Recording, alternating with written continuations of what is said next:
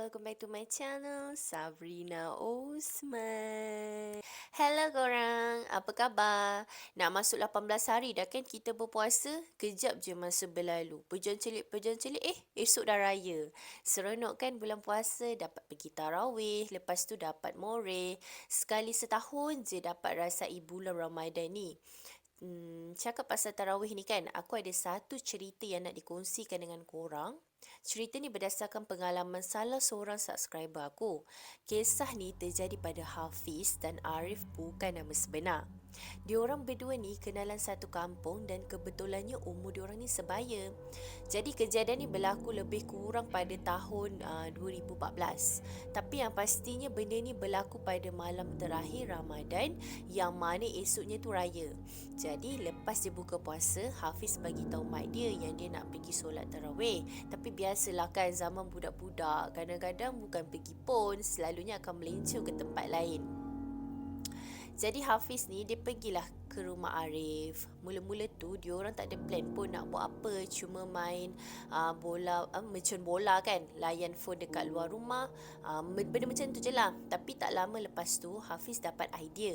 Dia ajak Arif pergi ke kubur Cina dalam kampung diorang juga, tapi tempat tu betul-betul kat hujung kampung, betul-betul bawah kaki bukit. Sebenarnya kawasan kubur Cina tu kat kawasan ladang getah dan jauh daripada rumah penduduk kampung.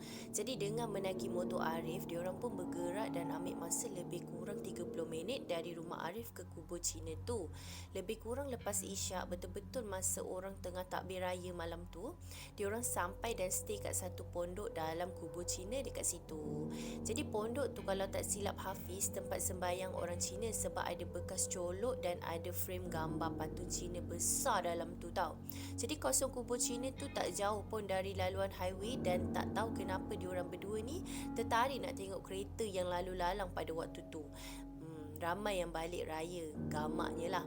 Dan dalam masa yang sama, Arif tengah tengok phone dia sambil main game dan last sekali diorang tengok video rawatan Rukiah dekat YouTube. Untuk pengetahuan korang, suasana kat situ memang gelap gelita tau. Cuma bertemankan cahaya bintang dan lampu tiang yang jauh ke atas highway tu je lah. Tiba-tiba masa diorang fokus sangat duk perhatikan phone yang tengok video Rukiah orang tu kena rasuk kan, tiba-tiba phone Arif ni off sendiri dan dari arah depan diorang ada satu sosok hitam yang bergerak dari jauh nak datang dekat dengan diorang secara perlahan-lahan. Disebabkan diorang ni terlampau takut, jadi Hafiz dengan Arif ni sempat berpegangan tangan. Benda yang memang tak pernah diorang buat tau sebelum tu. Suasana tiba-tiba jadi sunyi, padahal sebelum tu ada jugalah bunyi cengkerik dan bunyi kenderaan atas highway kan. Tiba-tiba bunyi tu hilang tau, sunyi sepi. Benda hitam yang diorang nampak tu jaraknya lebih kurang separuh padang bola, yang lebih kurang jarak 10 meter je dekat depan diorang tau. Disebabkan masa tu gelap, jadi diorang hanya nampak bayangan hitam yang boleh Hafiz describekan lebih kurang sebesar motosikal lah. Sekali-sekala ada bunyi macam berdengus yang keluar daripada sosok tu. Allah je yang tahu perasaan diorang pada masa tu. Memang diorang betul-betul takut. Dalam suasana yang seram tu, tiba-tiba dengar satu dentuman yang kuat, seolah-olah ada sesuatu yang terjun ke atas bumbung pondok tu tau.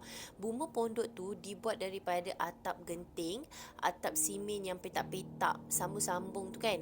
Jadi bunyi kuat tu membuatkan diorang berdua menjerit Allahu Akbar dan automatik diorang ni berdiri tegak, terpacak dua-dua keras je kat situ tau. Masa tu diorang berdua pelan-pelan bergerak ke arah motor.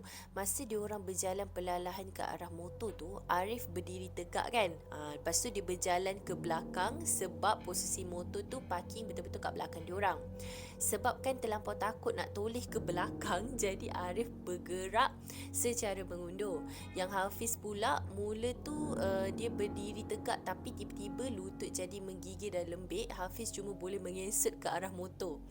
Diorang ni betul-betul takut Jadi semasa diorang bergerak ke motor tu, diorang berdua boleh dengar dengan jelas suara mengilai, tapi bukan dari suara macam manusia punya hilaian lah kan. Nak kata lelaki bukan, nak kata perempuan pun bukan. Jadi masa tu diorang tak nampak apa-apa lagi. Bila dua-dua dah ada atas motor, Arif dengan pantas dia memecut laju dekat atas jalan tanah merah. Pada masa itulah baru diorang nampak apa yang mengilai tadi. Dalam kelang kabut bawa motor tu, diorang berdua dapat rasakan ada kain bendera yang tengah mengibas ke atas kepala diorang. Sempat jugalah diorang toleh, nasib baik tak terbabai sebab apa yang diorang nampak masa tu adalah sosok kain lusuh berampuk panjang terbang secara menegak ikut rapat belakang diorang tau. Seingat Hafiz, benda tu dia rasa macam pontianak lah, sebab muka dia macam perempuan, lepas tu pucat, bermata hitam, atau berlubang macam tu lah. And mulut dia agak lebar, dan masa tu Hafiz dengan Arif tengok tu memang tengah-tengah ngeluas. Masa phone Arif off, tapi ada jugalah sekali-sekala phone dia tu dapat on sekejap kan. Dan masa tu diorang tengok pukul 2 pagi. Sepatutnya lebih kurang pukul 2.30 pagi diorang dah sampai dekat rumah. Yelah sebab perjalanan tu cuma ambil masa setengah jam je. Sebab tak adalah jauh sangat. Tapi paling tak sangka diorang sampai lebih kurang 15 minit sebelum azan subuh. Maknanya diorang ada dekat atas motor tu lebih kurang 2 jam lebih macam tu. Memang tak munasabah, tapi Alhamdulillah lah sampai jugalah dekat rumah Arif. Masa tu dalam kepala otak diorang tengah duk proses apalah yang diorang nampak tadi. Kenapalah lama sangat diorang dekat atas motor, memang tak masuk akal tau. Tapi itulah pertama kali Hafiz dengan Arif dengar bunyi mengilai yang tak pernah diorang dengar selama ni. Kejadian ni diorang ceritakan balik pada kawan-kawan diorang, tapi biasalah kena gelakkan je.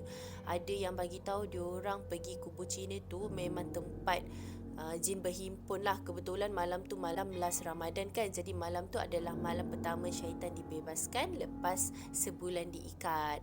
Ada juga di antara kawan-kawan diorang yang tak percaya dengan cerita diorang ni, yang anggap benda tu hanya halusinasi diorang je.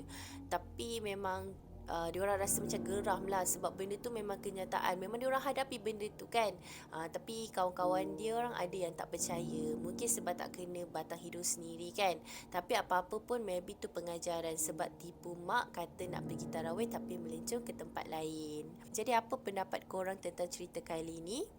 Korang boleh komen dekat bawah. Bagi aku cerita ni memang buatkan bulu roma aku meremang lah. Cerita kedua, pada malam tu Amir bukan nama sebenar ajak member dia seramai 5 orang nak uji keberanian.